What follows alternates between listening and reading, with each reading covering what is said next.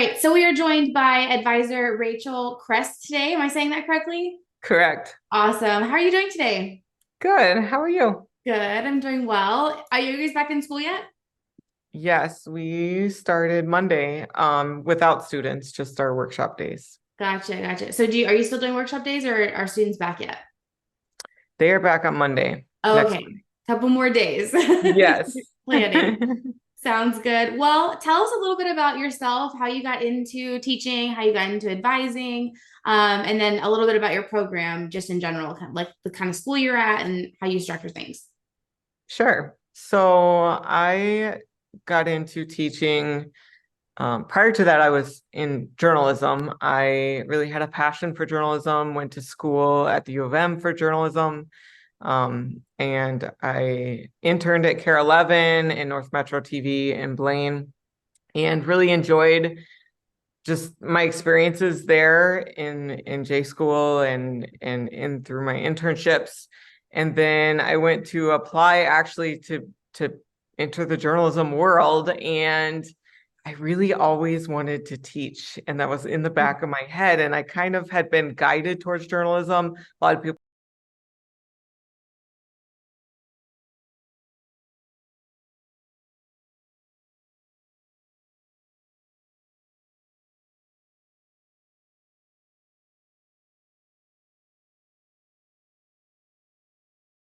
and Very uh, cool. and so that's where I went, and I decided to actually also teach journalism at some point along my track. In the first year, I started at a charter school, the same charter school that I'm at now, Mm. and we tried a newspaper, and it didn't really go super hot. We didn't have a lot of people interested in doing the newspaper. It was an after school newspaper. Um, they didn't want to dedicate a class at that time. Yeah, And it's tough. so eventually I brought up the idea of starting a broadcast program, and our director at the time was like, "Oh yeah, that sounds awesome. Let's do it." And so she really gave me the floor to begin the program. And so I started the program from scratch here, which was really awesome, just to have that ability to Yeah. have a vision and execute it. And so that's basically what I did. I took some of the models that I received from college. I had a really awesome professor in college who really um, laid some of the foundation of my ideas of how I run my class. He gave a lot of that to me just through attending his classes. And he mimicked a lot of his classes in the same way that it is in the professional world. And I felt like high schoolers are capable of doing that. Yeah. So that's what I've really done in my class. Everything is run as closely as I can to what it would be in the real world, other than obviously deadlines are not quite Yeah. as What a 3 hour turnaround in the urgent, newsroom. right? No. But otherwise, we do the same. We have story meetings and we do everything exactly the same. We're very much a production class. We don't have enough space in our master schedule to do like a intro to journalism class. So I kind of they gain skills and then they do the hands-on piece all in one package. Hmm.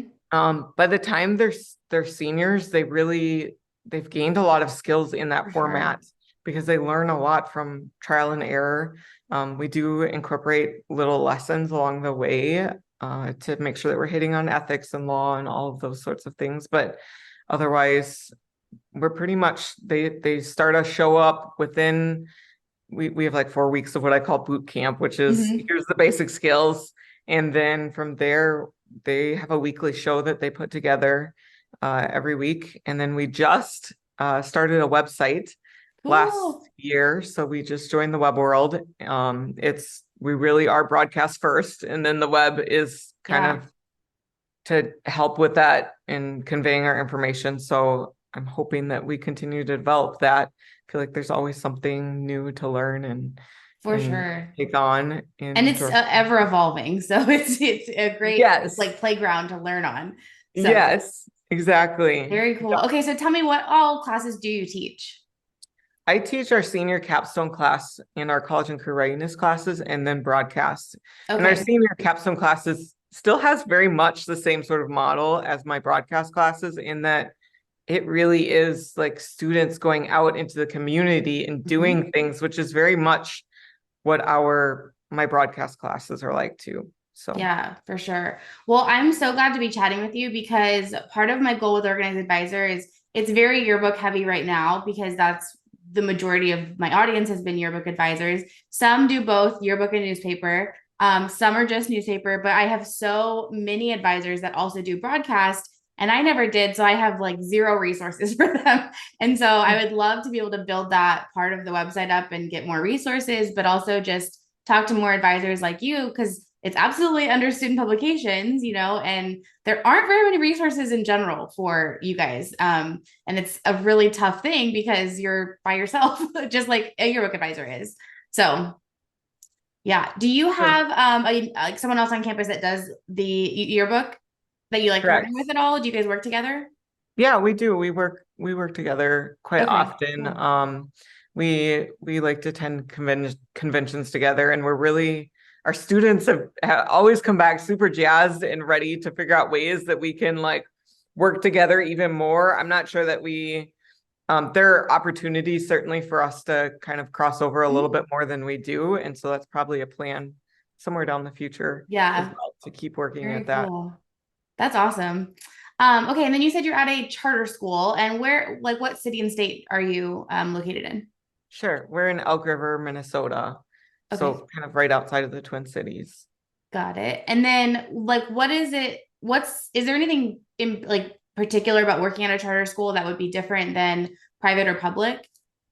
Sure. Our charter school actually is a public school. Minnesota's charter schools are public. I Okay. know other states have private charter There's so many schools as different well. structures. That's why I asked because Yes. every advisor is coming from a different program and structure and grading. It's like a whole mess. So, Yes.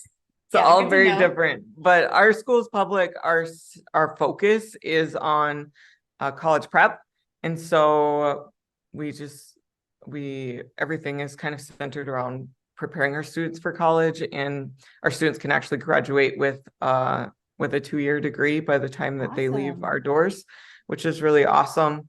Um, so that's mainly our focus. Honestly, I only did my student teaching in a traditional school, so Mhm. I don't I don't know a lot of differences other than there are some other hats that we might hold that you might not have in a traditional school. And sometimes there's a lot more freedom to try something and do Right. something different than what we might in another setting. But otherwise, everything runs pretty much the same. Yeah. Are monitored in the same way that a traditional school would be monitored. And Yeah. The most common thing that I've heard about charter schools, and I worked in like a traditional public school, so I'm not too familiar either, but that the curriculum, you're not so tied down to the state curriculum or whatever it is that you're, required to teach. And so you do have that flexibility or freedom, especially in a class like this, to run it like a newsroom and you're not like having to give a test, like you would in a traditional class. So I think that's sure. a benefit. Yeah, I think every state's a little bit different. Yeah. I'm not really sure how charter schools work in other schools, but in other states, but I know in Minnesota, we still are required to follow the state standard. Okay. So our curriculum very much has to align with the state standards. Um, but there aren't really state standards for journalism in Minnesota. So Right. we use our English and communication standards, and I also tie it to the JEA standards. Yeah. So that's kind of how I align. And really the JEA standards are where I get most of my alignment. Yeah. That makes sense. Okay, so let's chat a little bit about like your setup and structure for your class. Like for your broadcast department, do you like how big is your staff, and then how do you like structure it? It's completely foreign to me, so like tell me everything. Sure. Um, so our staff can range anywhere. I've had years where we are sitting at like 18, 17, or 18, and then other years this year we had actually had to cut people that applied, which hasn't happened in a little while. But that's a good Um, problem to have. It was a really good Yeah. problem to have. But we are sitting at 26 now at the start of the year. We had about 30 that were accepted, but some it couldn't work scheduling wise. Hmm. Um, so about 26 for this year, and our class is modeled very much after a broadcast newsroom in that so Mondays they'll have a news meeting and they get together, they talk about what stories they would like to do, and then there's actually a rundown board behind me here that they write their stories down on. We have two producers, student-led producers that basically they lead all of this after they are given a little bit of help in the very beginning. But Right. after that, I'd say after the very even probably even the first meeting, they're able to do that just because I've had enough years to build that program so that the leaders really have already seen it and done it. Hmm. Um, so they lead that meeting. The students provide their ideas on stories, and then from there, they assign them out to everybody has to take a story. I don't Hmm. have like other than our web person, we separate the web person out because we just have a lot going For on. sure. Yeah. But but otherwise everybody else is required to report just because I want everybody to gain those journalism skills. Hmm. So everybody in the room has to take a story, even if they're the producer or if they are, a brand new student coming in Hmm. or whatever their role is, editor, anchor, whoever it is, they all have to take a story. So they take a story. They have a 3-week news cycle in which the first week they go out, they do their interviews. The second week they're supposed to write their script, and then the third week they edit it and send it off to the producers. The producers are supposed to have enough time to review it and then kind of give them some feedback. That doesn't always happen. We're on block scheduling, so they really only have 3 class periods, actually two Right. class periods and a teeny little class period on Monday. To complete all of those things. So sometimes it's really rushed at the end, and the producers don't always have a lot of time to do that review process. It Mhm. just kind of goes into the show, and the review happens when people see it, and they're like, Live on camera, "Hey, live as it's going on. They're like taking notes. yes, yep." And then after that whole cycle, we do show reviews whenever we can fit it into the whole week process, and they actually give each other verbal feedback, both like these are the things you do really great, and then we also say like, hey, we can learn from this experience, and that really helps them continue to build. And our students have really started to learn how to do that effectively in a way that they are not bringing somebody down, but instead like, hey, this is something that we can all learn from. And I've just seen a lot of growth through that process of them being able to verbalize like, hey, this is how we're going to learn as a team. um I think really the center of it is them all working together and eventually figuring out how to work together as a team. But that's the gist of what how everything runs. And then we fit little mini journalism lessons in there, or guest speakers, or Mhm. trips, to news stations or whatever it How might be. fun. It sounds like a really fun like activity to be a part of. As well as that like they're learning that through that like process of continuous improvement and feedback, they're learning to receive feedback and give constructive feedback and like learning that that is important. That's not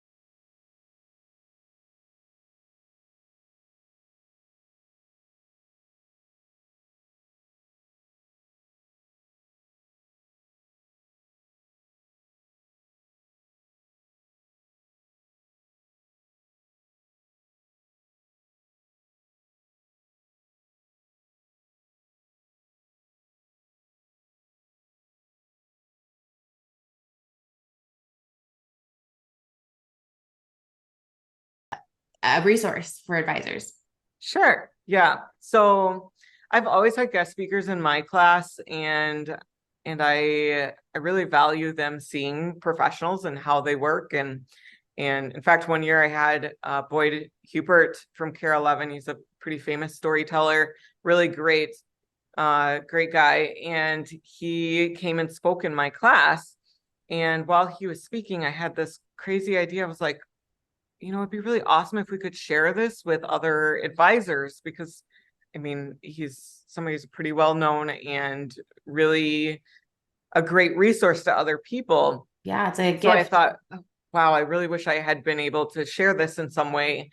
And so I left that opportunity, and the whole next year I was really thinking about what I could do about this. And then I really wanted to complete an MJE project, and that just kind of fit very well Mhm. with that process. And last year I started bringing in guest speakers to my classroom.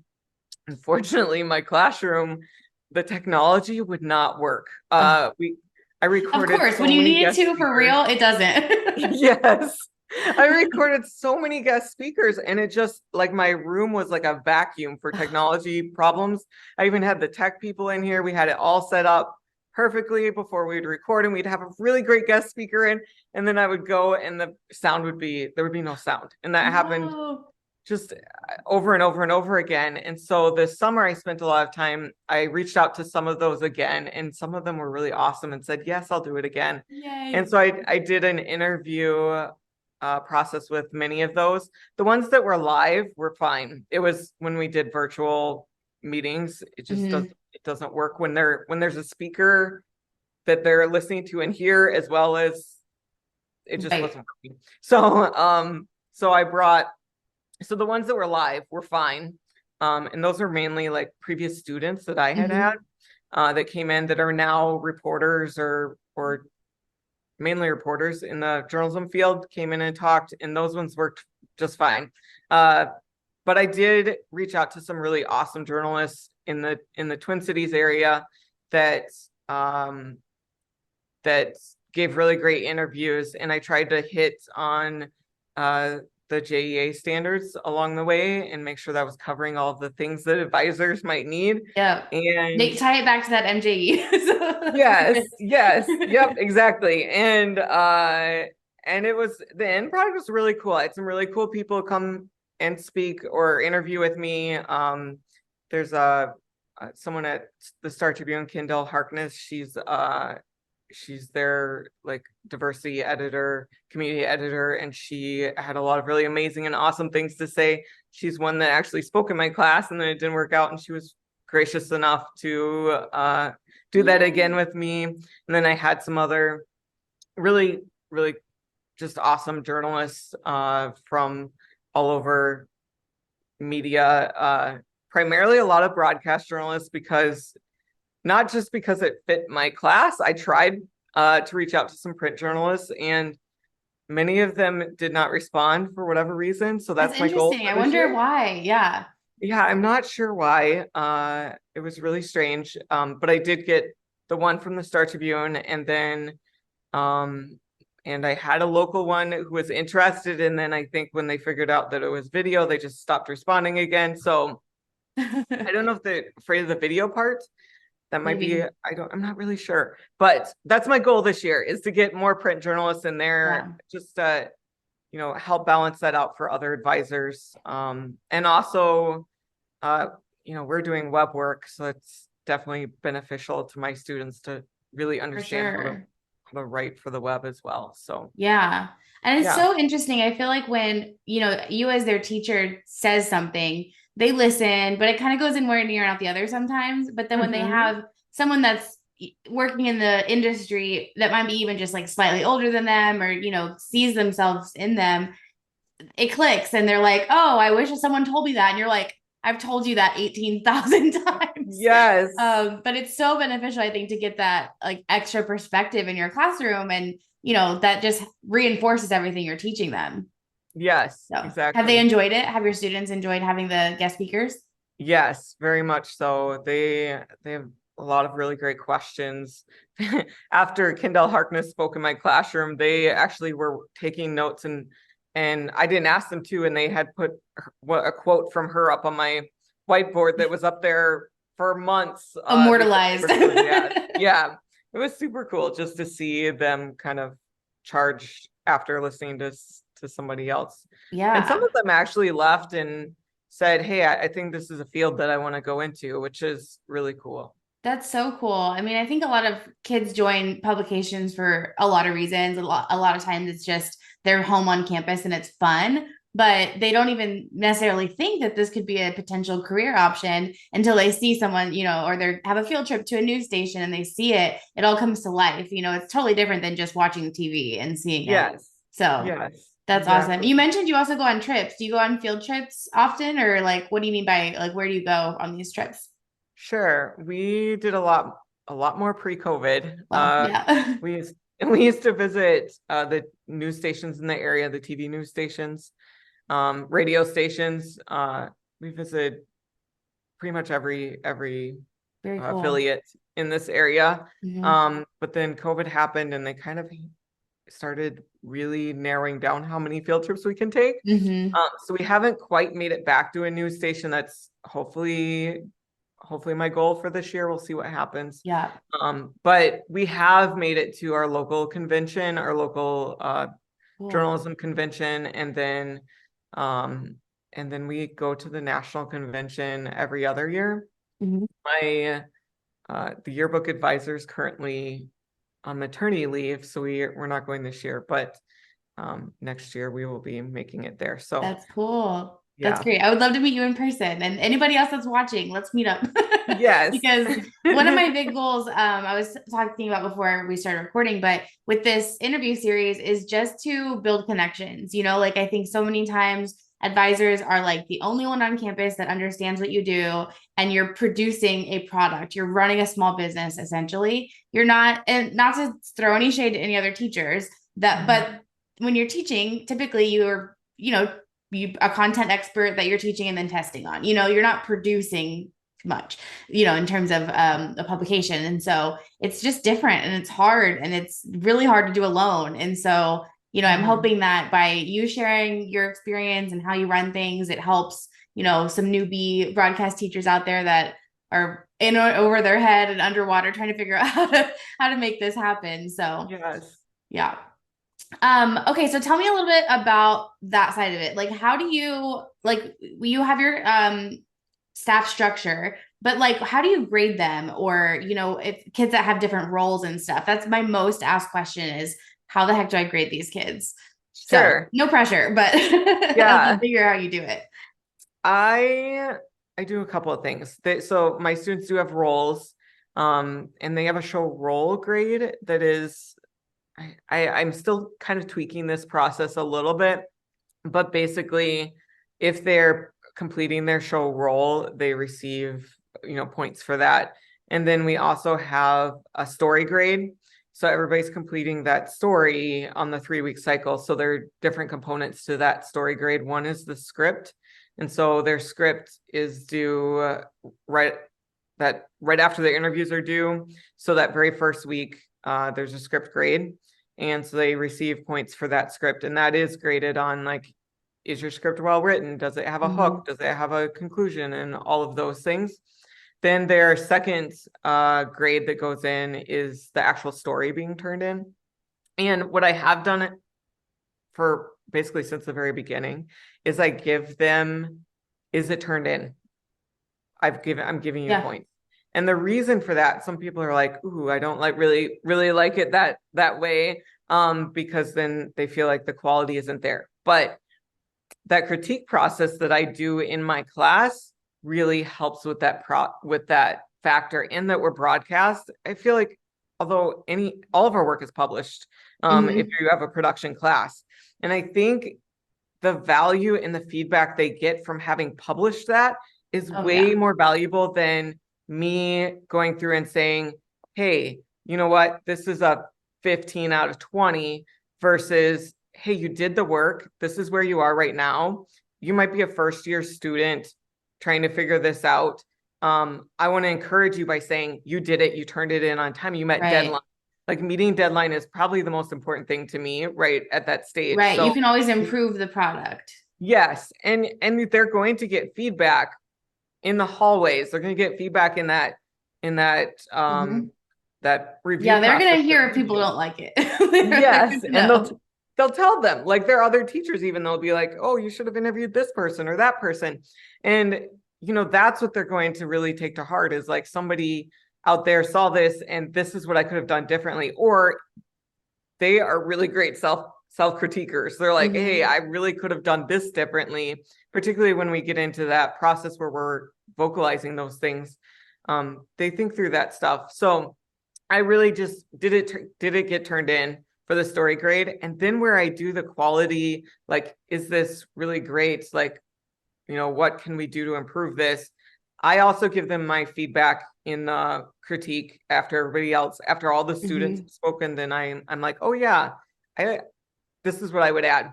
And then I also do a portfolio at the very end. Mm. And I designed that portfolio to match the Journalist of the Year application process so that they Nice. are That's ready smart. to just roll with that if that's what they want to do. So that's kind of what we do for grading quality, and they do that at the end of each semester. So they revise that portfolio again at the end of the year. So at the end of first semester and at the end of the year, theoretically, that's when they're getting graded on the quality of the work more Right. so. But otherwise, if they're getting things in on time, then I just give them, that's where they get their points. We do news quizzes. I've gone back and forth between whether those are receiving a grade based on whether they knew the news or not. I think there's still a lot of value in just, let's talk through what you missed. Let's Mhm. talk through the news, just so they're still talking about the headlines and things Mhm. like that. That's Uh, also a good way if you don't know what to give grades for, do that. That's a yes, great way to get another grade yes, in the grade book, which it feels like busy work, but it is important that they're consuming news as well as producing it. So, yes, yep, yeah. I exactly. used to make my current events quizzes and I would use the ones from JEA, but then I would throw in like who won the football game, like really local Oh news, yes, or like what class period was the fire drill in yesterday or something like that, and just to make it a little bit easier because sometimes those questions are kind of hard sometimes. So, yes, yeah. um okay, so it sounds like you have a really like well-oiled machine at this point. Like you have like a really solid process, so much so that the older kids are teaching the younger ones, which is the dream, right? Like that's what we want our publications to be running like. But what would you say is your biggest challenge as an advisor? Like, what is something that you want to improve on, or that you just struggle with, either with your kids or the teaching part or whatever? I think the biggest challenge is honestly teaching journalism in a state that's not a New Voices state. It Same. makes things a little more Hmm. complicated. Um, just because there are certain things that we really have to take that into consideration, um and maybe tread lightly for better or worse. But Yeah. I think that's probably the biggest challenge when it comes to teaching journalism. We've had, some scenarios here and there where we're kind of trying to navigate that process and how to go around it, and I think that's probably been our biggest challenge, to be Yeah, honest. for sure. So, just for anybody that might be watching that's a brand new advisor and isn't familiar with New Voices, can you just quickly explain kind of what it is, why it's important, and like in a dream world, what you wish would be the circumstance in your state? Sure. Yeah. So New Voices would be legislation that would give students the power to, write what they want to write, and, protects them by the First Amendment. So, there wouldn't be any sort of repercussions for them publishing something that maybe others don't agree with Mhm. within the district. So currently, do you have to get approval for all of your stories, or you just know like that they could pull Yeah, it down? yeah, we don't go through an approval process. In fact, my principal very much told me he does not want to be the person who's Right. approving their work. So that is nice that we don't have that process, but at the same time, then we are always in the, or at least I am, because Hmm. it's really my job, you know, In the uh hot seat. yes. So then I'm the one who's thinking about whether this is going to be something that is going to cause some trouble or if Mhm. it's not. And really, when it comes down to it, I think our admin is really supportive in that they just really want quality work that is, you know, unbiased in many ways. Mhm. And uh, and so it's good that we have that support. For Uh, sure. I mean, that can make or break the tone of the program with kids self-censoring and stuff like that. And also giving them room to make mistakes, not in yeah. a crazy way, but just giving them, the opportunity to make a judgment call that might not be the best, but then you work through it, have that conversation and talk about, why and how to not Yes. do that in the future. So I Yes. love that you have that support and you as the advisor are also empowered to teach your students how to make those decisions and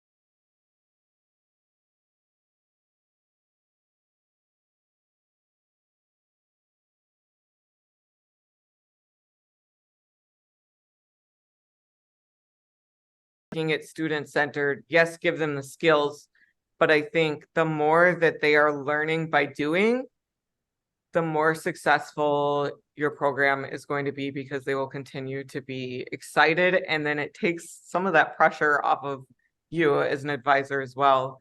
Um, because you're really absolutely. there just to guide them and Mhm. let them explore and learn along the way. Yeah, I think that's great. It's also why you're called the advisor, Yes. like that's Yep. your job is to advise and their job is to Yes. do. And I know that that's so hard, especially when you're a new teacher, you just want to be in control. Yes. But it's so liberating too once you learn to kind of let the kids, and once you've taught them, it takes some time to kind of get that momentum going, but trusting them and seeing what happens. They're capable. So Yes. that's good Exactly. advice. Yeah. All right. So lastly, tell us with your website, what is it? jspeak.com? Org. .org, jspeak.org. I'll put a link to it in the description box so you guys can go check it out. But how can other advisors either utilize this website or help you with it? Or like, what is your vision for it in the future? Sure. Yeah. Um, my vision is that hopefully maybe other advisors also have guest speakers that they might submit. There's a spot where you can submit guest speakers that you've had, and it becomes a place where we can share resources. I've also planned or have plans to continue to add my guest speakers in there as well, and provide resources that go along with those guest speakers. But really, my vision was that if others want to contribute, that they have a place that they can also share these awesome resources too. Yeah. So it just becomes this great big library of awesome guest speakers that they can just hit play in the classroom, right? Yes. And ready to go.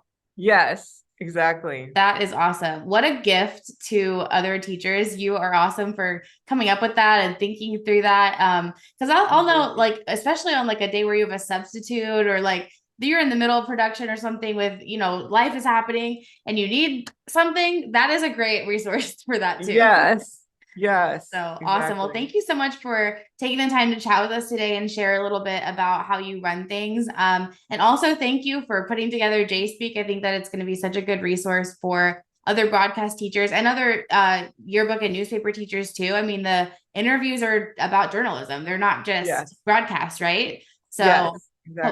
hopefully you get some traffic from this video and interview, and Well, thank definitely reach you. out to Rachel if you have a interview that you want to share as well. So we love sharing it over here. So Yes.